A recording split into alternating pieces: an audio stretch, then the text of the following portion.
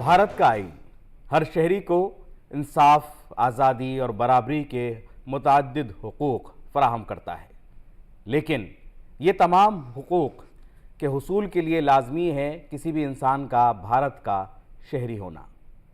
शहरियत या सिटीज़नशिप एक ऐसी कानूनी हैसियत है जिससे किसी शख्स को किसी रियासत या मुल्क का बाशिंदा होना तस्वुर किया जाता है। 15 अगस्त 1947 के बाद भारत का शहरी कौन होगा, इससे मुताल्लिक़ आइन के चैप्टर 2 में आर्टिकल 5 से 11 तक जिक्र किया गया है और फिर 1955 में लाया गया सिटीज़नशिप एक्ट, जिसमें वक्तन फ़वक्तन तब्दीलियाँ की जाती रहीं और 2019 में सिटीज़नशिप अमेंडमेंट एक्ट हम सब ने देखा। सिटीज़नशिप एक्ट के तहत कौन होगा भारत का शहरी, सिटीज़नशिप या शहरियत किसे मिल सकती है और किस तरह से जा सकती है, इन तमाम मौज़ूआत पर आज हम बातचीत करेंगे और ये भी जानने की कोशिश करेंगे कि सुप्रीम कोर्ट ने अब तक इससे मुताल्लिक़ क्या कुछ कहा है। इस अहम मौजू पर बात करने के लिए आज हमारे साथ मौजूद हैं दो ख़ास मेहमान। हमारे साथ हैं जानी मानी वकील मोहतरमा एडवोकेट पारुल गुरुदेव साहिबा, थैंक यू, और हमारे दूसरे ख़ास मेहमान हैं एडवोकेट श्वेतांग जी। आप दोनों का आज की इस पेशकश में बहुत बहुत इस्तकबाल है। आपके अलावा हमारे साथ स्टूडेंट भी मौजूद हैं जिनके सवालों को आज की इस पेशकश में हम शामिल करेंगे। लेकिन सबसे पहले श्वेतांग जी से मैं जानना चाहूँगा कि जब हम बात करते हैं सिटीज़नशिप की या शहरियत की, तो आखिर क्या है शहरियत और हमारा आइन इससे मुताल्लिक़ क्या कहता है? देखिए, मैं थोड़ा सा आपको इसका बैकग्राउंड देना चाहूँगा। जैसे 1950 से पहले हम ऑलरेडी एक विभाजन झेल चुके थे, तो उस विभाजन के बाद से क्या हुआ कि कॉन्स्टिट्यूशन ने उन सब चीज़ों को जो हमने अडॉप्ट किया 26 नवंबर 1949 में, तो आर्टिकल जो पार्ट 2 है वो डील करता है आर्टिकल 5 से लेकर आर्टिकल 11 तक, जो सिटीज़नशिप से डील करता है। लेकिन वो उन्हीं वाशिंदों के सिटीज़नशिप से डील करता है जो कि विभाजन के टाइम में या तो यहाँ से वहाँ गए थे पाकिस्तान, या पाकिस्तान से यहाँ आए थे। एक हमें नागरिकता कानून की बहुत ज़रूरत थी, उसी को लेके फिर और जो आर्टिकल 11 है वो बहुत ही क्लियरली बोलता है कि पार्लियामेंट के पास पावर है कानून बनाने की। और देखिए, किसी भी कंट्री में अगर हम इसका और थोड़ा सा पीछे जाएंगे तो कोई भी कंट्री है वो अपने सिटीजन्स के लिए वेलफेयर स्टेट करना रहती है और हमेशा उनके लिए कुछ ना कुछ अच्छा करना चाहती है। तो उनको ये पता होना चाहिए कि हमारे पास कितने सिटीजन्स हैं, कितने हमारे बाशिंदे हैं जिनका हमको ख्याल रखना है। तो इन सब वजहों को ध्यान में रखते हुए 1955 में ये सिटीज़नशिप एक्ट आया, जो ये बताता है कि आपको कैसे कैसे आप यहाँ की सिटीज़नशिप आपको मिल सकती है। जो यहाँ पर हैं, जो इस कंट्री के सिटीजन्स थे उनके लिए भी, और कोई अगर बाहर से आ रहे हैं तो उनके लिए भी, ये सारी चीज़ें इसमें डिस्कस की हुई हैं। जी हाँ, यानी हमारे चैप्टर 2 के आर्टिकल 11 के अंदर ही उस बात का जिक्र किया गया कि पार्लियामेंट उस पर कानून बना सकती है और फिर हमारी संसद ने 1955 में कानून बनाया। पारुल जी, 1955 का कानून कितना अहम है और क्या कहता है सिटीजनशिप के ताल्लुक से? देखिए, जैसा कि सर ने कहा कि हमारा कॉन्स्टिट्यूशन और दूसरा हमारा सिटीजनशिप एक्ट, ये दोनों प्रोवाइड करते हैं ये प्रोविजंस कि कौन हमारे यहाँ सिटीज़न होगा और कौन सिटीज़न नहीं होगा, किसको सिटीजनशिप मिल सकती है, किसको सिटीजनशिप नहीं मिल सकती है। और ये जो एक्ट है सिटीजनशिप एक्ट, ये इसलिए ज़रूरी है क्योंकि भारत में ये पता होना चाहिए हमें कि हमारे यहाँ कितने लोग रह रहे हैं, किन के लिए हमें काम करना है और कैसे काम करना है। दूसरा, जो बाहर से इलीगल इमिग्रेंट्स आ रहे हैं, जो बाहर से प्रवासी आ रहे जो भारतीय नहीं हैं, उनको कैसे हम देश से बाहर कर सकते हैं, क्योंकि अगेन हम हर कंट्री अपने अपने लोगों के लिए ही वेलफेयर करेगी। तो बाहर से जो इलीगली आ रहे हैं उनको रोकना बहुत ज़रूरी था और इसीलिए एक्ट का आना बहुत ज़रूरी था। जी, इसीलिए एक्ट का आना बहुत ज़रूरी था। लेकिन ये एक्ट क्या कहता है, इसके ऊपर हम श्वेतांग जी से जानने की कोशिश करेंगे। आखिर एक्ट के मुताबिक, कानून के मुताबिक कौन कौन भारत का शहरी होगा और किस तरह से शहरियत हासिल की जा सकती है? देखिए, इसमें 5 तरीके दिए हुए हैं एक्ट के अंदर जिससे आप सिटीज़नशिप ले सकते हैं। वो ये है कि पहला तो तरीका ये है कि बाय बर्थ, अगर आप यहाँ पर पैदा हुए हैं तो ये आप यहाँ की सिटीज़नशिप है। लेकिन उसमें भी एक क्लॉज है जो गवर्नमेंट ने इसमें इनकॉर्पोरेट किया है, वो ये है कि जुलाई 1987 से पहले अगर आप यहाँ पैदा हुए हैं तो आप यहाँ के सिटीज़न माने जाएंगे। उसके बाद क्या हुआ है कि गवर्नमेंट ने देखा है कि अभी भी जो है लोगों का यहाँ पर आना, जैसे इलीगल इमिग्रेंट्स का यहाँ पर आना नहीं रुक रहा था, तो उन्होंने उस चीज़ को थोड़ा सा बदलाव किया, अमेंडमेंट हुआ और अमेंडमेंट के बाद फिर वो नेक्स्ट क्लॉज ये लेके आए कि अगर आपके कोई भी पेरेंट्स अगर आपके इंडियन सिटीज़न हैं तो आप यहाँ पर ये सिटीज़नशिप आपकी यहाँ की मिल सकती है। यानी माता या पिता उन दोनों में से कोई भी अगर एक भारतीय हैं जी। तो उस बच्चे को इंडियन सिटीजनशिप मिल जाएगी। लेकिन इसमें एक और क्लॉज है कि माता पिता में से कोई भी एक इंडियन सिटीजन है, आपको सिटीजनशिप मिल जाएगी, लेकिन अदर पेरेंट जो है वो इलीगल इमिग्रेंट नहीं होना चाहिए। मतलब दूसरा जो पेरेंट है वो इलीगल इमिग्रेंट नहीं होना चाहिए। चाहिए। इसकी भी परिभाषा को हम समझने की कोशिश करेंगे कि इलीगल इमिग्रेंट कौन है, लेकिन उससे पहले अभी मैं चाहूँगा कि हमारे साथी जो हैं वो अपनी बात को मुकम्मल करें। तो जैसा कि मैम ने अभी बताया इस बारे में कि जो इलीगल इमिग्रेंट्स की बात की गई है वो पहली बार 2003 के अमेंडमेंट से आई है, उससे पहले ये नहीं था। जी। तो ये पहली बार लाया गया है इसको, और इसका मैं आगे बताऊंगा कि इसका रेलेवेंस आगे कहाँ पर है। जी। फिर उसके बाद दूसरा आता है कि जो हम बाय ब्लड मतलब हमारी लीनिएज है उस हिसाब से हम इनहेरिट कर सकते हैं। तो इनहेरिट कर जो यहाँ पर इनहेरिट कर सकते हैं आप सिटीजनशिप, जैसे आप यहाँ पर अप्लाई कर सकते हैं। अगर आपके फादर यहाँ पर थे तो आप भी उस कंट्री के सिटीजन बन सकते हैं, बट आपको अप्लाई करना पड़ेगा। आप इनहेरिट बाय डिसेंट आपको मिलेगी वो। ये किन लोगों के लिए जो देश से बाहर रहते हैं, दूसरे मुल्कों में रह रहे हैं, हाँ, जो और उनके माता पिता में से कोई इंडिया में रहता है। जी। तो या इसमें इंडिया का भी सिटीजन है। इंडिया या का इंडिया का सिटीजन है, लेकिन ये भी उसमें भी एक इन्होंने एक कट ऑफ डेट दी हुई है 10th of December 1992। उससे पहले क्या होता था कि जो फादर के लीनेज है आप उससे सिटीजनशिप ले सकते थे। 92 के बाद जो अमेंडमेंट हुआ है उसमें उन्होंने ये बोला है, पार्लियामेंट ने ये बोला है कि एनी ऑफ द पेरेंट, मतलब आपके पेरेंट्स में से कोई भी एक होना चाहिए इंडियन सिटीजन। तो ये बदलाव किए गए। फिर तीसरा है कि रजिस्ट्रेशन, जी। जिसमें मैं आपको एग्जांपल देना चाहूँगा आज की डेट में। जैसे अक्षय कुमार जी का एग्जांपल दिया जाता है, ठीक है। उन्होंने कनाडा की सिटीजनशिप ले ली, पहले वो इंडियन सिटीजनशिप थे, फिर उन्होंने कनाडा की सिटीजनशिप ले ली। अब थोड़ा सा उस मुद्दे पे काफ़ी बातें उठी तो वापस उन्होंने इंडिया की सिटीजनशिप ले ली है। अभी उन्होंने रिसेंटली अनाउंस किया है। क्या कोई भी व्यक्ति जी जो भारत का शहरी है, भारत का नागरिक है, किसी दूसरे मुल्क की नागरिकता, शहरियत या सिटीजनशिप ले लेता है जी। तो ऑटोमेटिकली हमारी भारत की जो सिटीजनशिप है वो खत्म हो जाएगी। जी, वो टर्मिनेट हो जाएगी। वो टर्मिनेट हो जाएगी। जी, वो क्योंकि और टर्मिनेट ऐसे हालात में उसको क्या करना होगा अगर उसने जानबूझकर ऐसा नहीं किया जी। और उसके पास देखा जाए तो डुअल सिटीजनशिप है, तो ऐसे हालात में वो दोबारा भारत की शहरियत को किस तरह से हासिल कर सकता है? देखिए, जहाँ तक डुअल सिटीजनशिप का सवाल है वो हम रिकॉग्नाइज नहीं करते हैं। डुअल सिटीजनशिप हम रिकॉग्नाइज नहीं करते हैं। अगर आप यहाँ की सिटीजनशिप लेना चाह रहे हैं तो उसमें एक ही ये है कि आपको जिस कंट्री की भी आपके पास सिटीजनशिप है वो आपको छोड़नी पड़ेगी, तभी आपको यहाँ की सिटीजनशिप मिलेगी। यानी अभी तक हमारे कवानीन में दोहरी शहरियत की इजाज़त नहीं है। जी।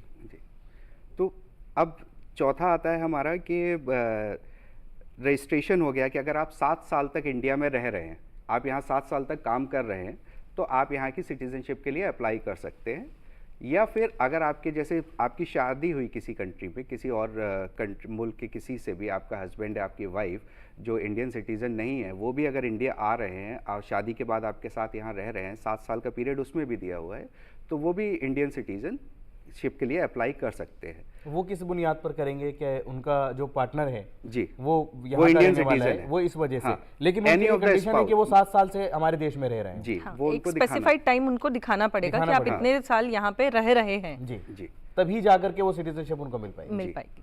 फिर चौथा तरीका होता है नेचुरलाइजेशन। जैसे आपने बहुत आर्ट की फील्ड में, आप किसी कंट्री में वहाँ बहुत अच्छा काम कर रहे हैं आप, या फिर आप इंडिया में 14 साल से रह रहे हैं, जी।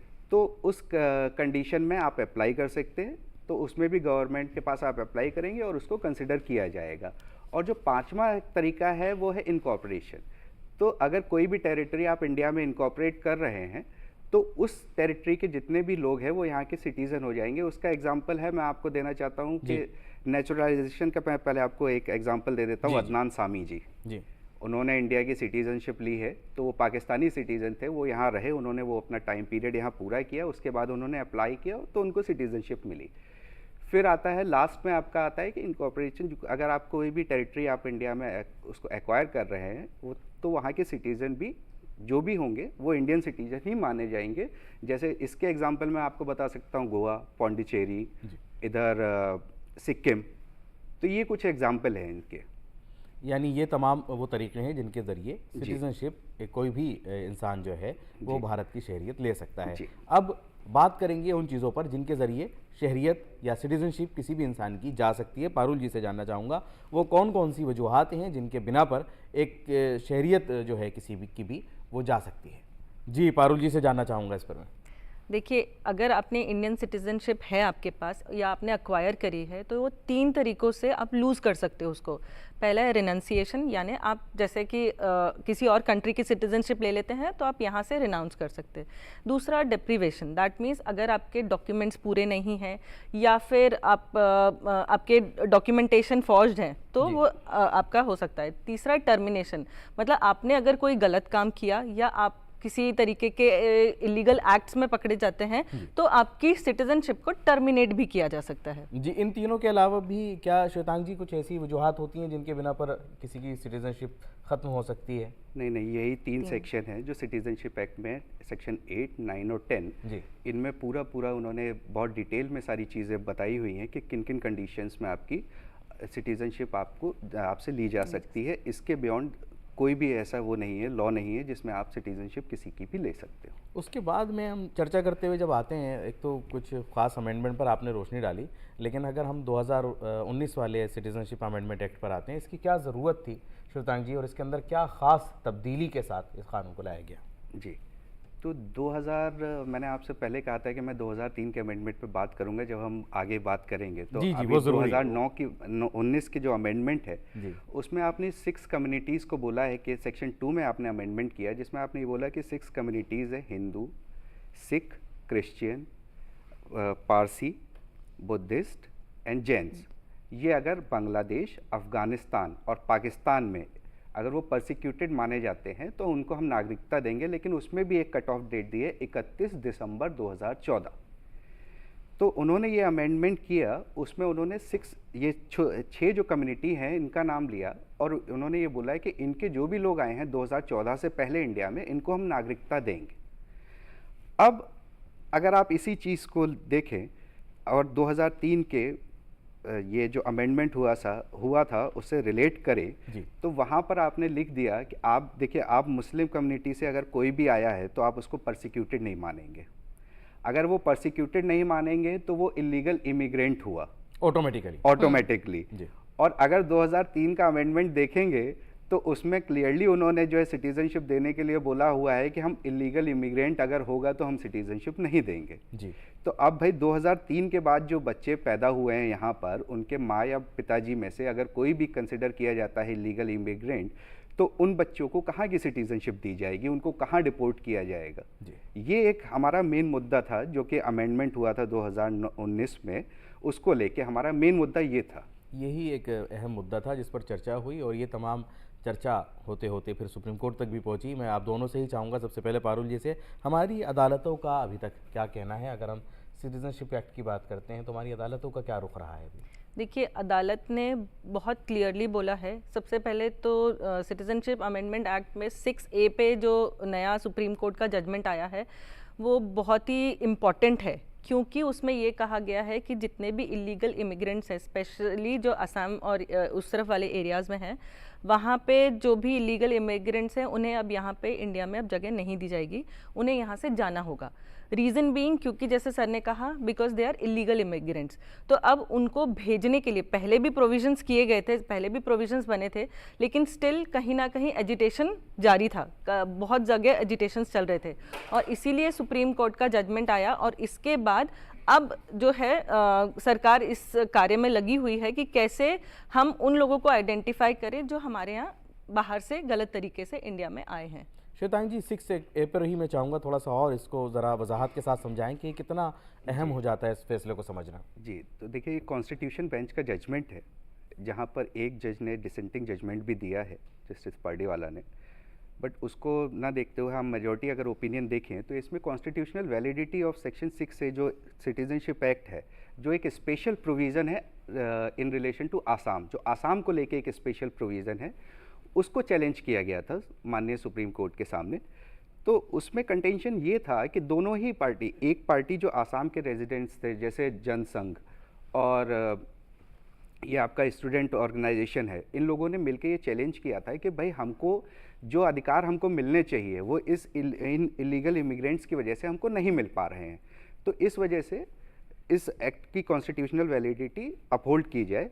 और दूसरी साइड ने ये चैलेंज किया था कि ये डिस्क्रिमिनेटरी है, भाई कुछ लोगों के लिए ये डिस्क्रिमिनेशन करता है, तो इस वजह से हम इसको चैलेंज कर रहे हैं। तो दोनों ही पक्षों को सुनने के बाद सुप्रीम कोर्ट इस नतीजे पे पहुंचा कि 6 से जो है वो असम अकॉर्ड से आ रहे हैं। जो भी इन्होंने इसमें प्रोविज़न में जो भी चीज़ें डाली हुई हैं लेजिस्लेशन में, वो सारी असम अकॉर्ड में हमने ऑलरेडी 1985 में फाइनल कर दी थी। तो हमने उसी के बेसिस में अब असम में थोड़ा सा उसका ब्रीफ बैकग्राउंड दूंगा। देखिए असम जो है जजमेंट में भी काफ़ी उन्होंने हिस्ट्री असम की डिस्कस की हुई है।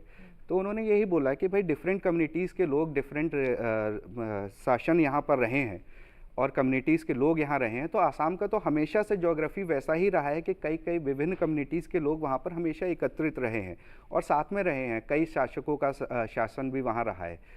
तो उस चीज़ को लेके कोर्ट ने ये डिस्कस किया और फिर ये बोला है कि जब आपने एक कट ऑफ डेट लगा दी हमारी गवर्नमेंट से, जो अकॉर्ड हुआ है इन सारी ऑर्गेनाइजेशन और गवर्नमेंट के बीच में, उसमें ये हुआ है कि जो 1966 से पहले हैं वो सारे सिटीज़न माने जाएंगे 1 जनवरी 1966। और एक उन्होंने डेट फिक्स की 25 मार्च 1971 जी। वो कट ऑफ डेट है। इनमें एक क्लासिफिकेशन भी हो गया कि 66 से पहले जो आ रहे हैं उनको तो आपको प्रॉपर सिटीजनशिप है, लेकिन 66 से 71 के बीच में जो आए हैं उनको यहाँ 10 साल रहना होगा और उनको वोटिंग राइट्स नहीं मिलेंगे। 66 से पहले वालों को वोटिंग राइट्स हैं, 66 और 71 के बीच में जो आए हैं उनको 10 साल यहाँ गुजारने पड़ेंगे, उसके बाद उनको वोटिंग राइट मिलेंगे। ये डिफरेंस है। तो ये हमारा ऑलरेडी 85 के अकॉर्ड में ये सारी चीज़ें लिखी हैं, उन्हीं के बेसिस पे 6 में भी ये सारी चीज़ें इनकॉर्पोरेट हो गई हैं, सारी चीज़ें इसका पार्ट बन गई हैं। तो इसका पार्ट बनने से ये है कि भाई इलीगल इमिग्रेंट्स जो आ रहे हैं आप उन पे चेक रख सकते हैं और आपको DDD फॉर्मूले पे काम करना है कि आपको डिटेक्ट करना है, फिर उनका नाम डिलीट करना है, और तीसरा D है डिपोर्ट, उनको आपको डिपोर्ट करना है। तो इसी चीज़ पे ऑलरेडी एक नेशनल रजिस्टर ऑफ सिटीजन्स करके एक वहाँ पर चल रहा है जो सिर्फ आसाम के लिए है। उसमें उन्होंने डिटेक्ट भी किया और आपको एक मज़ेदार बात मैं बताना चाहूँगा जो जजमेंट में भी है कि जैसा कि बहुत जगह हल्ला मचाया गया है कि इलीगल इमिग्रेंट्स में एक पर्टिकुलर कम्युनिटी जैसे मुस्लिम कम्युनिटी के सबसे ज़्यादा लोग हैं। तो उसमें यह है कि 19 लाख लोग जो डिटेक्ट हुए हैं आज की डेट में, जिनका डिलीट और डिपोर्ट करने का जो जजमेंट में ये लिखा हुआ है कि जिनको डिपोर्ट करने के लिए आप बोल रहे हैं, अगर आप उनको देखेंगे तो उनमें से मुस्लिम कम्युनिटी के 6 से 7 लाख लोग हैं 19 लाख में से। बाकी जो लोग हैं वो अलग अलग कम्युनिटीज़ के हैं। तो कुछ चीज़ें जो है वो एजेंडे पे भी चलती हैं, वो चल रही हैं। बट हाँ, कोर्ट ने ये बोला कि आसाम अकॉर्ड के हिसाब से ये प्रोविज़न एकदम ठीक है, कॉन्स्टिट्यूशनली वैलिड है, इसलिए इसमें कोई चेंज करने की ज़रूरत नहीं है। और आप रजिस्टर बना ही रहे हैं, आप मेंटेन कर रहे हैं, उसके लिए अलग अलग संस्थाएं भी हैं, जैसे फॉरेन ट्रिब्यूनल्स एक्ट है जो ये डिसाइड करेगा कि आप फॉरेनर है या नहीं है। वो सारी चीज़ें वो एक अलग टॉपिक है। तो वो वहाँ का आसाम का एक थोड़ा सा अगर हम इसको साइडलाइन रखें कि भाई ये एक अलग स्पेशल स्टेट है जहाँ पर बहुत ज़्यादा लोग आए हैं और हमको उनके हिसाब से उनको बेनिफिट देने हैं और उनके हिसाब से काम करने हैं, तो उसकी वजह से ये प्रोविज़न को लाया गया है। उसके वजह से ये प्रोविज़न था। बहुत अच्छे तरीके से आपने रोशनी डाली। अब इसी पर मैं एक सवाल और पारुल जी से जानना चाहूँगा कि वो कौन कौन से पॉइंट्स हैं जहाँ पर कुछ कन्फ्यूज़न नज़र आता है लोगों को। मैं चाहूँगा वो भी क्लियर करें और वो कन्फ्यूज़न भी दूर हो सिटीजनशिप एक्ट के ताल्लुक से। देखिए, जैसा कि सर ने कहा कि 3 जो डी जो सर ने बताए हैं, सबसे ज़्यादा लोगों को कन्फ्यूजन वहीं आ रहा है कि एक्चुअल में किन्हें माना जाएगा सिटीज़न और किन्हें नहीं माना जाएगा, और किसको डिपोर्ट किया जाएगा, किसको नहीं किया जाएगा। रीज़न बीइंग टाइमलाइन का जो टाइमलाइन फिक्स की गई है उसको लेके लोगों को कन्फ्यूजन है। इसके अलावा जो बच्चे उसके बाद जो पैदा हुए टाइमलाइन के बाद, उनके लिए काफ़ी ज़्यादा प्रॉब्लम आ रही है, क्योंकि उनसे रिलेटेड कोई भी क्लैरिटी अभी तक ना तो एक्ट में है और ना ही इस जजमेंट में ज़्यादा कुछ क्लैरिटी नहीं की गई है। दूसरा, इस रजिस्टर को मेंटेन करना और इस रजिस्टर के अकॉर्डिंगली लोगों को डिपोर्ट करना, ये भी अपने आप में एक बहुत बड़ा कन्फ्यूजन है और कन्फ्यूजन क्रिएट हो भी रहा है इसकी वजह से। सो इसको लेके अभी तक आई थिंक कोई क्लैरिटी नहीं आई है। यानी इसके ऊपर और क्लैरिटीज़ की ज़रूरत है और इस पर अभी काम किया जाना ज़रूरी है। और दूसरे जो हमारी अदालत के अंदर जो अभी कुछ मामले हैं उसके ऊपर भी जिस तरह से फैसले आएंगे और ज़्यादा इसके अंदर वजाहत होती चली जाएगी। यहाँ पर अब वक्त है एक ब्रेक का। वक्फे के बाद हम अपने अगले सेशन की तरफ बढ़ेंगे जिसके अंदर स्टूडेंट्स के सवाल होंगे और हमारे एक्सपर्ट्स के जवाब। ब्रेक के बाद एक बार फिर इस्तकबाल है आपका इस प्रोग्राम में जिसका नाम है अपना मुल्क अपना आइन। और आज हम बात कर रहे हैं सिटीज़नशिप एक्ट की। आखिर क्या है शहरियत, किसे मिलेगी और किस तरह से जा सकती है। अब अपने प्रोग्राम के इस सेगमेंट में हम सवाल और जवाब के दौर की तरफ चल रहे हैं। किसका सवाल है और क्या पूछना चाहते हैं? मेरा नाम आर्यन सिन्हा है। मैं सिम्बायोसिस लॉ स्कूल नोएडा में पढ़ता हूँ। तो मेरा क्वेश्चन ये है कि जो संसद कानून लाती है जिसको अंग्रेज़ी में आर्बिट्ररी एग्जीक्यूटिव फिएट बोलते हैं सिटीज़नशिप लॉ के अंदर, क्या वो रूल ऑफ लॉ कॉन्स्टिट्यूशन का जो है उसको अंडरमाइन करता है कि नहीं? जी, मैं चाहूँगा श्वेतांग जी इस पर अच्छी तरह रोशनी डालें। जी, देखिए ये रूल ऑफ लॉ अंडरमाइन नहीं करता है क्योंकि पार्लियामेंट, देखिए जुडिशियल रिव्यू का हमारे पास हमेशा एक ऑप्शन रहता है कि अगर पार्लियामेंट कोई गलत लॉ लाया है तो जुडिशियल रिव्यू हो सकता है। किस किस चीज़ों पे हो सकता है ये अभी आप थोड़ा आगे और पढ़ेंगे तो आपको धीरे धीरे समझ में आएगा कि कई टॉपिक्स ऐसे हैं जिस पे कोर्ट ने बोला है कि इसमें हमको जुडिशियल रिव्यू की ज़रूरत नहीं होती है। कई पॉलिसी डिसीजन वगैरह होते हैं उनमें ज़रूरत नहीं है। बट अगर कोई चीज़ ऐसी है कि जैसे सिटीजनशिप, तो आपका ये समझ लीजिए आपका मौलिक अधिकार है, फंडामेंटल राइट है। अगर इस पे कोई भी चीज़ इसके अगेंस्ट जा रही है और अगर पार्लियामेंट लेके आ रही है तो आप उसको सुप्रीम कोर्ट में चैलेंज कर सकते हैं और सुप्रीम कोर्ट में आप उसकी सुनवाई करवा सकते हैं कि ये गलत है या सही है। पार्लियामेंट के पास कानून बनाने का पूरा अधिकार है। जैसे इस केस में खुद कॉन्स्टिट्यूशन के आर्टिकल 11 में ये चीज़ दी हुई है, उसमें साफ साफ लिखा हुआ है कि पार्लियामेंट के पास पूरे पावर है। और दूसरा ये भी है कि देखिए पार्लियामेंट का काम क्या होता है कि वो कुछ चुनिंदा लोग जो वहाँ पर बैठे हुए हैं उनको 140 करोड़ लोगों का ध्यान रखना है, ठीक है। तो उसमें कोई चीज़ कभी ऊपर भी हो सकती है, कभी नीचे भी हो सकती है, लेकिन इसके कोई ज़्यादा मायने नहीं होते हैं। हमेशा स्टेट का काम ये होता है, किसी भी गवर्नमेंट का काम ये होता है कि वो अपने सिटीज़न को बेहतर से बेहतर चीज़ें प्रोवाइड करे। लेकिन इस जमहूरियत के अंदर सभी को ये इख्तियार दिया गया है। हर तरह से देखा जाए तो पावर्स को बैलेंस किया गया है कि अगर पार्लियामेंट से भी कुछ कानून में अगर कुछ इस तरह का बन जाता है तो उसको हम सुप्रीम कोर्ट के अंदर आप चैलेंज कर सकते हैं। यही खूबी है हमारे इस लोकतंत्र की, हमारी जमहूरियत की। अगले सवाल की तरफ बढ़ते हैं। नमस्ते सर। नमस्ते मैम। मेरा नाम मोक्ष है। अथवा मेरा प्रश्न ये है कि आपका जस्टिस पर्दीवाला की जजमेंट पर क्या विचार है, अथवा क्या ये कानून अभी भी पर्याप्त है? जी, जस्टिस पर्दीवाला के जजमेंट के ऊपर पूछना चाहते हैं। देखिए जस्टिस पर्दीवाला ने कुछ व्यूज़ अपने रखे हैं। उन्होंने ये बोला है कि भाई ये कुछ लोगों के मौलिक अधिकारों का हनन है और वो उनका व्यू है। उन्होंने भी कई जजमेंट पे रिलाई करते हुए वो उस व्यू को रखा है। लेकिन बात यह है कि जहाँ मेजॉरिटी व्यू होता है वहाँ माइनॉरिटी व्यू की कोई वैल्यू नहीं होती है।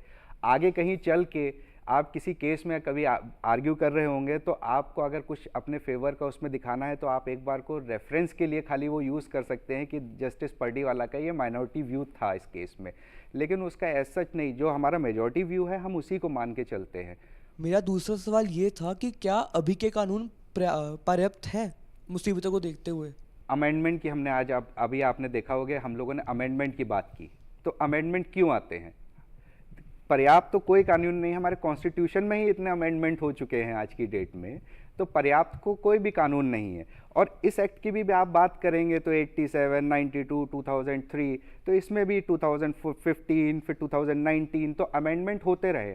कानून क्या है कि जैसे जैसे हम आगे चीज़ें बढ़ रही हैं वैसे वैसे कानून भी बदलता रहता है। कि पहले टेक्नोलॉजी नहीं थी तो उससे रिलेटेड कोई कानून नहीं था। अब टेक्नोलॉजी का यूज़ होने लगा तो इंफॉर्मेशन टेक्नोलॉजी एक्ट आया, आपको पता ही होगा। तो कानून तो हमेशा समय के हिसाब से बदलता रहता है और बदलता रहना चाहिए। आज की जो हमारी नीड है हमको उस हिसाब से कानून को रखना होगा, ना कि हम जो हमारा 1860 में जो चल रहा था हम उस हिसाब से चलेंगे। इसीलिए अगर आपने देखा होगा गवर्नमेंट ने अभी क्रिमिनल लॉ में भी बहुत सारे अमेंडमेंट किए हैं। वो 1860 से कानून चल रहा था, एक 1872 का था, एक 1973 का था, तो सारे बदले गए हैं। तो बदलाव तो होना है, और ये हमारे यहाँ तो वैसे भी कहते हैं बदलाव तो प्रकृति का नियम है। जी, तो ये तो समय से बदलते रहना बदलते चाहिए। रहना और चाहिए। और इलीगल इमिग्रेंट्स को देखते हुए ये बदलाव बहुत ज़्यादा ज़रूरी था, क्योंकि जिस तरीके से पाकिस्तान, बांग्लादेश यहाँ से लोग आ रहे थे इलीगली, उनको रोकना बहुत ज़रूरी है और उनको बाहर भेजना ज़्यादा ज़रूरी था। इसीलिए अब जो ये अमेंडमेंट आया है, ये आई थिंक ये सेटिस्फैक्ट्री है और हमारे बेनिफिट के लिए ही बनाया गया है। जी, और अमेंडमेंट ये बताते हैं कि देश बदल रहा है, तरक्की कर रहा है, और उस तरक्की के साथ साथ चलने के लिए हमें पुराने कानून को थोड़ा सा अमेंडमेंट के साथ नया करना होगा, ताकि जो देश की मौजूदा ज़रूरतें हैं उनको पूरा किया जा सके। अगले सवाल की तरफ बढ़ते हैं। हेलो सर, हेलो मैम, मेरा नाम रूपांजलि गौतम है। मैं सत्यवती महाविद्यालय की छात्रा हूँ, दिल्ली यूनिवर्सिटी। सर, मेरा सवाल है, भारतीय नागरिकता और विदेशी नागरिकता में क्या अंतर है और यह क्या है? भारतीय नागरिकता और विदेशी नागरिकता में क्या अंतर है और ये क्या है? जी, मैं खैर सवाल तो बहुत ही आसान है समझने के लिए। जो भारत में नागरिक है, जो नागरिक भारत में है, उसकी पैदा भारतीय हुआ, नागरिकता है, और जो किसी और देश में रहता है तो विदेशी उसकी नागरिक। नागरिकता वहाँ की होगी, तो वो अंतर्राष्ट्रीय नागरिकता हो जाएगी। इनफैक्ट इंडिया के लोग भी बाहर जाके रहते हैं, जो काम करते हैं कंटिन्यूसली कुछ पीरियड के लिए, जिस भी कंट्री में जाके रह रहे हैं, कुछ कंटिन्यूस पीरियड पे वहाँ रहते हैं, तो वो विदेशी नागरिकता अक्वायर कर सकते हैं और फिर उन्हें इंडिया की नागरिकता छोड़नी पड़ती है। लेकिन अगर पारुल जी कोई व्यक्ति एक सर्टेन पीरियड के लिए जाता है और वो वहाँ रहता है, वहाँ की नागरिकता भी प्राप्त कर लेता है और यहाँ की नागरिकता उसकी ऑटोमेटिकली छूट जाती है, उसके बाद फिर वो अपना समय गुजारने के बाद फिर वो आता है हमारे देश की तरफ और वो चाहता है कि मैं वहीं अपने देश में, अपनी मातृभूमि में, अपने वतन में अपनी ज़िंदगी गुजारूं, तो क्या प्रावधान है, किस तरह से वो दोबारा अपनी शहरियत को हासिल कर सकता है, अपनी सिटीजनशिप ले सकता है? देखिए, आज की डेट में कई बच्चे हैं जो फॉरेन चले जाते हैं, जॉब करते हैं और for a particular period of time वहाँ रहते हैं, वहाँ की सिटीजनशिप भी एक्वायर कर लेते हैं, तो ऑब्वियसली इंडिया की सिटीजनशिप उन्हें छोड़नी पड़ेगी, क्योंकि हमारे यहाँ इंडिया में ड्यूअल सिटीजनशिप नहीं है। लेकिन एक पीरियड ऑफ टाइम के बाद ओल्ड एज में उन्हें रियलाइज़ होता है कि नहीं, उन्हें इंडिया वापस आना है, अपने लोगों के पास वापस आना है, तो उनके लिए प्रावधान है कि उन्हें continuous period of I think so 11 years है जो उन्हें यहाँ स्पेंड करना पड़ता है, उसके बाद ही वो अपनी सिटीजनशिप दोबारा से एक्वायर कर सकते हैं। श्वेतांग जी, जो सिटीजनशिप से पहले 7 बरस, 11 बरस, ये जो भी एक टाइमलाइन दी गई है उसके अंदर वो वक्त गुजार रहा है, उस वक्त में क्या उसको जो हमारे फंडामेंटल राइट्स हैं वो मिलेंगे, या उन राइट्स के अंदर कुछ कर्टेल किया जाएगा जब तक उसे सिटीजनशिप नहीं मिल जाती और वो वेटिंग पीरियड जो टाइमलाइन है उसको वो गुजार रहा है? देखिए, फंडामेंटल राइट्स तो हमारे जो भी यहाँ पर इंडिया में रह रहे हैं उन सब के ऊपर ये अप्लाई होता है कि फंडामेंटल राइट्स, कुछ फंडामेंटल राइट्स ऐसे हैं जो आपको हमेशा मिलेंगे, और जैसे आर्टिकल 21 है, राइट टू लाइफ है, वो बहुत चीज़ों में राइट टू फूड है, तो ये सारी चीज़ें हैं, ये कुछ कुछ राइट आपको मिलेंगे। लेकिन आप ये कहें कि आप सारे के सारे राइट्स, जैसे मेन राइट क्या है सिटीज़न के पास, एक आपके पास पासपोर्ट और एक वोट डालने का अधिकार, ये 2 चीज़ें हैं जो सिटीजनशिप से हमको मिलती है जी। तो अगर ये अधिकार आपको मिल रहे हैं तब आप, बहुत सारे मौलिक अधिकार हैं आपके जो आपके फेवर में चलेंगे। लेकिन अगर आप ये सारी, जब तक वो वेटिंग पीरियड है उतने बीच में भी सारे मौलिक अधिकार आपके पास नहीं रहेंगे। कुछ अधिकार ऐसे हैं कि जो आपको कोई परेशान नहीं कर सकता है, या आपके पास पुलिस के पास जाने का राइट है, आपके पास कोर्ट जाने का राइट है, तो ये सारे राइट आपके पास हैं। आप लड़ सकते हैं, आप कंटेस्ट कर सकते हैं अपने केसेस को, और जो भी आपका मतलब आप एक नॉर्मल लाइफ जो यहाँ जी रहे हैं वो आराम से जी सकते हैं, उसमें आपको कोई डिस्टर्ब नहीं करेगा, स्टेट आपको प्रोटेक्ट करेगा। लेकिन वोट नहीं डाल सकते और वोट आपको नहीं। पासपोर्ट जो है पासपोर्ट इंडियन इशू नहीं किया जाएगा जाएगा। जब तक आपको शहरियत नहीं जब मिल तक पाती, वेटिंग पीरियड है आपका। जब तक आपका वेटिंग पीरियड है। अगले सवाल की तरफ बढ़ते हैं। मेरा क्वेश्चन ये है, नागरिकता अधिनियम के लिए ट्रांसजेंडर व्यक्तियों के लिए विशेष प्रावधान है या फिर अलग प्रावधान है? जी, क्या उनके लिए कोई अलग प्रावधान है या फिर बिल्कुल उनके उसी लिए तरीके कोई से जिस अलग- तरीके से एक महिला और पुरुष को सिटीजनशिप मिल सकती है, क्या वही तरीका उनको भी मिलेगा? नहीं, इट्स सेम दोनों के लिए, जैसे मेल फीमेल के लिए वैसे ही ट्रांसजेंडर के लिए भी सेम है। आपको जो प्रावधान हमारे इंडिया में जो भी है, चाहे वो ट्रांसजेंडर है या मेल फीमेल है, सबके लिए इक्वल है। और जहाँ कहीं कभी ये महसूस किया गया था कि जहाँ हमने बात कही थी कि अगर जो बच्चा है उसके फादर जो हैं वो अगर इंडियन ओरिजिन है, तो वहाँ ये बात निकली थी कि इसको जेंडर न्यूट्रल किया जाए, और उसको फिर हमने ये कहा कि नहीं, चाहे उसके माता या पिता कोई भी भारतीय हो, तो वहाँ भी हमने देखा जाए तो उसको बैलेंस किया था। अगले सवाल की तरफ बढ़ते हैं। नमस्कार सर, मेरा नाम बादल कुमार है। मैं सत्यवती महाविद्यालय दिल्ली विश्वविद्यालय का छात्र हूँ। मेरा प्रश्न है कि CAA जो कानून आया है, यह भारतीय संविधान में जो अनुच्छेद 14 है, क्या समानता का अधिकार, क्या इसका उल्लंघन नहीं होता है इस कानून से? तो जी, इसमें ये मैं सवाल अक्सर गहराई से उठता जानना रहा है चाहूँगा। और आज इस कार्यक्रम के अंदर भी ये सवाल आया सामने, और मैं चाहूँगा इस पर आप दोनों ही इस पर अपने ओपिनियन से इस पर रोशनी डालें। जी श्वेतांग जी, क्या कहना चाहेंगे? फिर पारुल जी से पूछता हूँ। इसी ग्राउंड पे इसको चैलेंज किया गया था कि आर्टिकल 14 का वायलेशन है सुप्रीम कोर्ट में। सुप्रीम कोर्ट ने इसको मना कर दिया, रिजेक्ट कर दिया, उस आर्गुमेंट को एक्सेप्ट नहीं किया है कि ये आर्टिकल 14 का वायलेशन है। ठीक है, अगर आप इसको लेना भी चाहते हैं तो आप इसको आर्टिकल 16 का वायलेशन मान सकते हैं कि इक्वल अपॉर्चुनिटी नहीं मिल रही है लोगों को जो यहाँ आए हैं, उनको कहीं पर भी सम्मान जो अधिकार चाहिए वो नहीं मिल रहे हैं, तो आर्टिकल 16 का तो वायलेशन मान सकते हैं।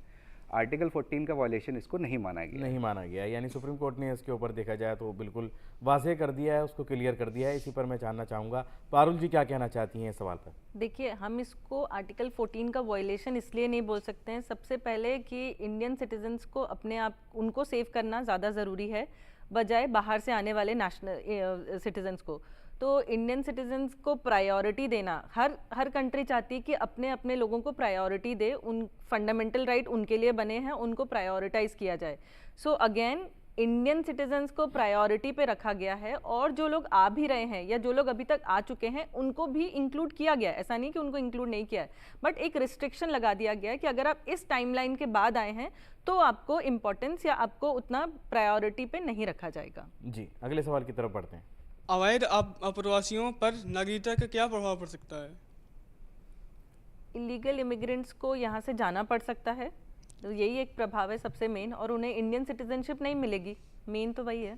जी, सबसे ज़्यादा यही उनके ऊपर प्रभाव रहेगा और इसी वजह से एक कानून बनाया गया। देखिए, 3 कंट्रीज़ के बारे में बोला गया है 2019 के अमेंडमेंट में, अफ़गानिस्तान, बांग्लादेश और पाकिस्तान। तो आप जिस भी कंट्री से आए हैं आपको वहाँ पर डिपोर्ट करती, आपको वहाँ पर वापस भेज दिया जाएगा। ये 3 चीज़ें हैं 2019 के अमेंडमेंट में जो उन्होंने 3 कंट्रीज़ का लिखा हुआ है। तो अगर आप उन कंट्रीज़ से आए हैं तो आपको वहीं वापस भेज दिया जाएगा। अगले सवाल की तरफ बढ़ते हैं। Good afternoon sir. Good afternoon ma'am. मेरा ये सवाल है कि कट ऑफ डेट जो लाई गई है अमेंडमेंट में, इसकी क्या इंपॉर्टेंस है और ये क्या सोच के ये 1971 तक ये कट ऑफ डेट रखी गई है? जी, बहुत खूब भाई, क्या अच्छा सवाल है कि ये कट ऑफ डेट का जो कंसेप्ट है वो क्या है, और हर अमेंडमेंट के अंदर हमने कट ऑफ डेट्स जो हैं वो देखी हैं। तो मैं चाहूँगा इस पर श्वेतांग जी रोशनी डालें कि आखिर इसका क्या इम्पैक्ट है। देखिए, वो है क्या, देखिए आप 25 मार्च 1971 की अगर आप डेट लें तो 26 मार्च को पाकिस्तान ने एक ऑपरेशन स्टार्ट किया था या करने जा रहा था। उसकी वजह से इंडिया ने एक कट ऑफ डेट फिक्स की कि हम बांग्लादेश को रिकग्नाइज़ करेंगे, एक सेपरेट नेशन बनाएंगे, और इसीलिए उन्होंने 25th की कट ऑफ डेट दी ताकि वो पाकिस्तान जो उस समय 26 तारीख को जो ऑपरेशन करने जा रहे थे तो उसका इम्पैक्ट रोकने के लिए एक हमने वो कट ऑफ डेट दे दी, और वहाँ से हमने एक रिकग्नाइज़ कर लिया कि हाँ, एक बांग्लादेश एक सेपरेट कंट्री जो आगे चल के रजिस्टर होगी और बनेगी, उसका हमने वहाँ से शुरुआत रखी थी, नींव रखी थी। वहाँ से नींव रखी थी और कहीं ना कहीं ये तय कर लिया गया था कि अब इस कट ऑफ को जो है वो फॉलो किया जाएगा। अगले सवाल की तरफ बढ़ते हैं। इसका सवाल है कि आप पूछना चाहते हैं। गुड मॉर्निंग मैम, मेरा नाम भव्य है। मेरा ये सवाल है कि जैसे हमारे कॉन्स्टिट्यूशन के आर्टिकल 29 और 30 के अकॉर्डिंग हमें माइनॉरिटीज़ के कल्चर को प्रोटेक्ट करना है, तो क्या हम उनके राइट्स को वायलेट नहीं कर रहे इस सिटीजनशिप अमेंडमेंट एक्ट से? जी, क्या माइनॉरिटीज़ के राइट्स का वायलेशन तो नहीं हो रहा है इस कानून से? ये सवाल मैं जानना चाहूँगा श्वेतांग जी से भी और पारुल जी से भी। पारुल जी क्या कहना चाहती हैं? देखिए, अगेन अगर हम आर्टिकल 29-30 की बात करें, माइनॉरिटीज़ जो हमारे इंडिया में है माइनॉरिटीज़, उनको प्रिविलेज है इस आर्टिकल के थ्रू। तो जो सिटीजन्स नहीं हैं उनको आप प्रिविलेज नहीं दे सकते इस आर्टिकल का, क्योंकि वो अगेन बाहर के नागरिक हैं, वो इंडिया के नागरिक नहीं हैं। तो ये इसका वायलेशन नहीं है, क्योंकि आप ये समझिए ना, फंडामेंटल राइट बनाया ही इंडियन सिटीजन्स के लिए गया है। तो जो माइनॉरिटीज़ हैं वो भी इंडियन सिटीजन्स ही होने चाहिए, वो बाहर के नहीं होने चाहिए। तो ये उनके लिए ये वायलेशन नहीं है। जी, श्वेतांग जी आप क्या कहते हैं? देखिए, अगर आप इंटरनेशनल लेवल पे देखेंगे तो कई हमारी ट्रीटीज़ हैं, ये अगर आप वायलेशन मानेंगे भी तो उन कुछ ट्रीटीज़ का वायलेशन, ह्यूमन राइट्स वायलेशन आप मान सकते हैं। बट ये इंडियन, जैसा कि मैम ने एकदम सही बोला कि भाई ये तो हमारे नागरिकों के लिए ये सारे अधिकार हैं, अगर उनका कहीं वायलेशन होता है तो हम बिल्कुल करते हैं, हम उसमें पिटीशन भी फाइल करते हैं, हम कोर्ट भी जाते हैं। और आपने कई मसले भी सुने होंगे, जैसे कई विजिलेंटी जस्टिस जो होते थे उन पे कई जजमेंट्स भी आए हैं सुप्रीम कोर्ट के, तो वो यही था कि भाई माइनॉरिटीज़ के ऊपर आप अत्याचार कर रहे हैं। या अभी आप रिसेंट देखें कि एक बुलडोज़र पे जजमेंट आया है सुप्रीम कोर्ट का, जहाँ पर एक कम्युनिटी को टारगेट कर रहे थे। तो ये चीज़ है, इन चीज़ को प्रोटेक्ट करने के लिए ये सारे राइट्स हैं, आप कोर्ट जा सकते हैं। और आपने देखा भी है कि हमको कोर्ट से जजमेंट मिले हैं हमारे फेवर के, जहाँ कोर्ट में गाइडलाइंस ले डाउन की गई हैं कई मैटर्स में कि भाई आप ये सारे अधिकार हैं उनके, आप इनको ऐसे नहीं कर सकते हैं। तो ये सारे राइट्स हमारे एकदम, मैम ने एकदम सही बात कही है कि ये सारे राइट्स हमारे सिटीज़न के ही लिए हैं, सिटीज़न के लिए हैं। लेकिन जब सिटीज़न के साथ ये बात सामने आती है कि जो डॉक्यूमेंट्स वो दिखाएंगे या प्रोड्यूस करते हैं और वहाँ कहीं स्पेलिंग मिस्टेक्स का मामला सामने आता है, ये एक बड़ा इसके ऊपर भी बहुत भरम है कि लोग जो हैं उसमें ये समझना चाहते हैं कि क्योंकि किसी डॉक्यूमेंट्स में उसकी स्पेलिंग कुछ है, आधार में कुछ और है, वोटर आईडी के अंदर कुछ और, ऐसे ही पासपोर्ट में अगर कहीं कुछ अलग स्पेलिंग है तो किसी दूसरे डॉक्यूमेंट में कुछ अलग है। ऐसे हालात में क्या वो सिटीज़न डाउटफुल सिटीज़न बन सकता है? और अगर वो डाउटफुल बन जाता है तो फिर उसके लिए क्या प्रावधान है? ये बहुत ही अच्छा सवाल है आपका। देखिए, होता क्या है कि आप हमारे सिस्टम को तो समझते ही हैं। हम लोग जब भी इलेक्शन का हमारा वोटर आईडी कार्ड आता था तो हम लोग सबसे पहले ये ढूंढते थे कि इसमें क्या गलत लिखा है इस बार। तो ये तो हमारा सिस्टम बहुत, मतलब कई, मैं क्या बोलूँ, ये तो शुरुआत से ही वो चला आ रहा है कि कहीं नाम गलत कर दिया, स्पेलिंग गलत कर दी। लेकिन इसका खामियाजा जो है, स्पेशली अगर किसी को भुगतना पड़ रहा है तो वो आसाम में आप जाके उनसे पूछिए जो बेचारे डिटेंशन कैंप में रह रहे हैं।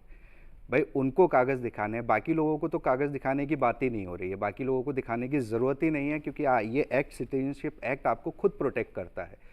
कागज़ दिखाने की ज़रूरत आज की डेट में पड़ रही है जो लोग आसाम में हैं, जो बेचारे डिटेंशन सेंटर में है, या जिनका केसेस चल रहे हैं ये फॉरेन ट्रिब्यूनल्स एक्ट वगैरह में, तो ये कागज़ उनको दिखाने पड़ते हैं। और उनके लिए ये बहुत बड़ी प्रॉब्लम है कि मान लीजिए, मैं आपको एक छोटा सा एग्जांपल देता हूँ कि आप अगर लीनिएज दिखाएंगे कि भाई मेरे फादर आए थे इंडिया में, जो कट ऑफ डेट है उससे पहले, मैं उनकी डॉटर हूँ, लेकिन आपने कोई डॉक्यूमेंट तो बनवाया नहीं, आपकी शादी हो गई, अब आपने जो डॉक्यूमेंट बनाया उस पर आपके हस्बैंड का नाम है, आपके फादर का नाम नहीं है। अब आप कैसे प्रूव करोगे कि आप उनकी डॉटर हो और आपके फादर आए थे और उनकी वजह से आप यहाँ पर है, या आपने उनके फादर का नाम में स्पेलिंग मिस्टेक कर दी। अब आप ये कैसे शो करोगे कि ये वही व्यक्ति हैं जिनको हम रेफ़र कर रहे हैं, क्योंकि उनके कोई डॉक्यूमेंट नहीं, उनके आने का तो है लेकिन उनके कोई डॉक्यूमेंट्स नहीं जी।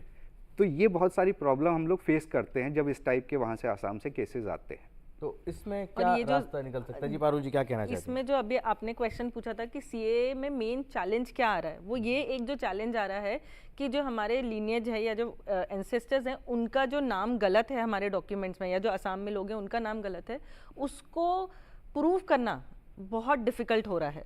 भी जैसे श्वेतांग जी ने एक बात कही कि ये जो एक्ट है, सिटीजनशिप एक्ट, यही सबसे ज़्यादा प्रोटेक्ट करता है। तो मैं यही जानना चाहूँगा किस तरह से ये प्रोटेक्शन दे रहा है अभी भी उन लोगों को जिनके मन में ये शंका है कि हमारे डॉक्यूमेंट्स के अंदर अगर कहीं एरर है तो क्या होगा, किस तरह से प्रोटेक्ट करता है? मैं चाहूँगा कि वो उस पर भी आप रोशनी डालें। देखिए, आप उसमें आप क्या है कि उन्होंने कई चीज़ें इंट्रोड्यूस की है कि जैसे आप क्या क्या गांव से आप किसी प्रधान से लिखवा सकते हैं, ये बहुत सारी चीज़ें उन्होंने इंट्रोड्यूस की है कि भाई कागज़ के आप, अगर आपको ये प्रॉब्लम है कि आपके कागज़ नहीं है तो आप कई जगह से आप कागज़ अपने जाके बनवा सकते हैं। जैसे गांव, आप अगर एक छोटे से गांव से यहाँ पा रहे हैं, मैं वहाँ से स्टार्ट करता हूँ, क्योंकि प्रॉब्लम वहीं के लोगों को ज़्यादा होगी, उन्हीं के पास नहीं। जो शहर में रह रहे हैं उन्होंने तो कुछ ना कुछ करके बनवा लिए हैं।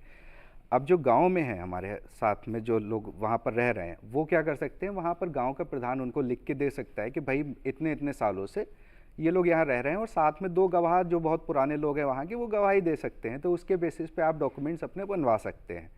तो ये सारी चीज़ें, बहुत सारी चीज़ें इसमें इंट्रोड्यूस की हुई हैं कि क्या क्या, जैसे अब आपका लैंड रिकॉर्ड है वो आप दिखा सकते हैं, एसडीएम ऑफिस से जाके आप बनवा सकते हैं अपना, फिर बाद में डोमिसाइल बनवा सकते हैं आप, वो प्रोड्यूस कर सकते हैं। तो कई सारे प्रावधान उसमें दिए हुए हैं कि ये चीज़ें आप दिखाएंगे तो आपके डॉक्यूमेंट बनेंगे, और फ्रेश डॉक्यूमेंट बन के फिर आपका उसमें, लेकिन आपको कोई सिटीजनशिप ले नहीं रहा है उस चीज़ों से। क्या ये, अगर आप ये सोचें कि आपकी सिटीजनशिप जा रही है तो वो नहीं जा रही है। उसको जाने के बस 3 ही तरीके हैं, जो मैम ने बहुत पहले क्लियर कर दिया था कि वो 3 तरीके से ही जा सकती है। तो उनके अलावा आप किसी की भी सिटीजनशिप नहीं ले सकते।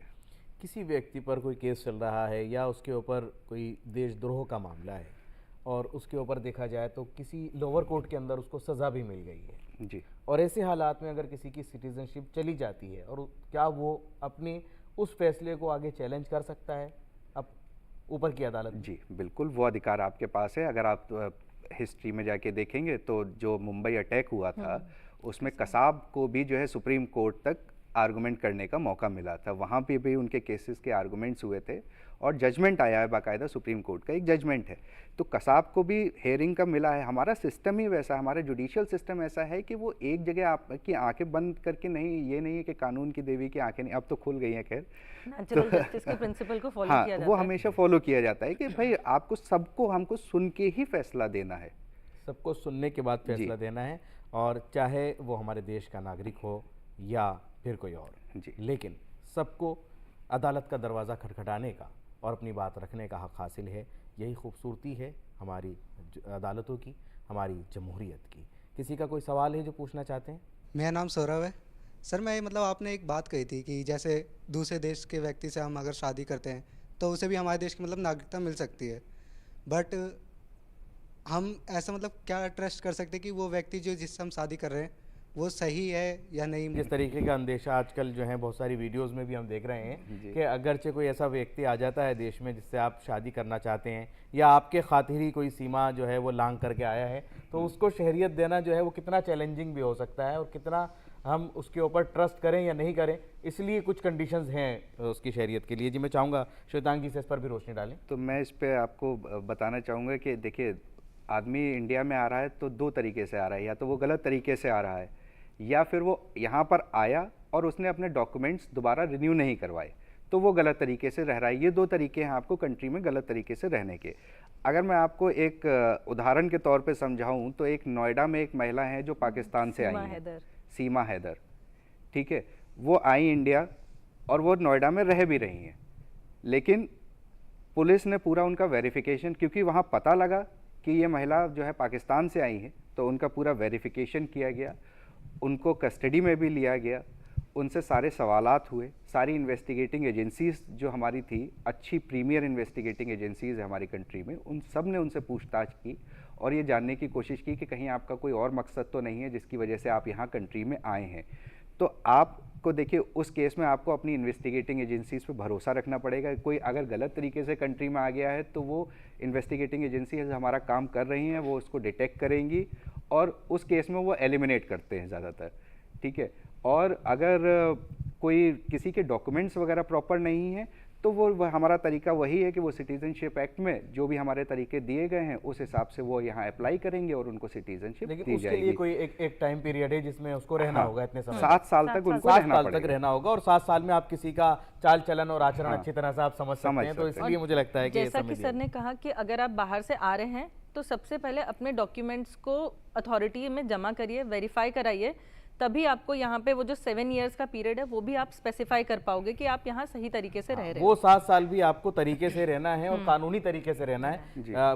बॉर्डर से किसी और तरीके से आकर के और आप सोचें हम 7 साल रह लें तो वो तो आप गैर कानूनी तौर पर रह रहे हैं, उसमें आपकी गिरफ्तारी तय है। और दूसरा मैं एक थोड़ा सा और ऐड करना चाहूँगा कि वो जिसकी भी स्पाउस है तो उनकी ये जिम्मेदारी है, इंडियन नागरिक होने के वजह से उनके ऊपर ये जिम्मेदारी बनती है कि अगर वो कोई चीज़ ऐसी सुन रहे हैं या देख रहे हैं या समझ रहे हैं कि वो गलत हो रहा है तो वो तुरंत जाके अपने पड़ोस के पुलिस स्टेशन में इत्तला करेंगे। इसके लिए एक हमारे CRPC में प्रोविज़न भी दिया गया है कि ये आपकी जिम्मेदारी है कि आपको इन्फॉर्म करना है कुछ गलत होते हुए देखते ही, जिसे आप भारतीय नागरिक सुरक्षा संहिता के तहत आप बता सकते हैं। तो ठीक है, अब CRPC चेंज हो गया तो हम उसके ताल्लुक से जो है वो इस गुफ्तगू को यहीं मुकम्मल करते हैं। और आप दोनों का बहुत बहुत शुक्रिया, आपने आज के इस मौजू पर रोशनी डाली अपने तजुर्बे से, और तमाम स्टूडेंट उनका भी बहुत बहुत शुक्रिया कि आपने अपने सवालात के ज़रिए इस प्रोग्राम को और खूबसूरत बनाया। इसी के साथ आज की इस पेशकश को हम यहीं मुकम्मल करेंगे और आपको छोड़े जाते हैं कानून से मुताल्लिक़ कुछ अहम मालूमात के साथ। हम फिर हाजिर होंगे किसी और मौजू पर गुफ्तगू के साथ। तब तक के लिए हमारी पूरी टीम को दीजिए इजाज़त। आदाब।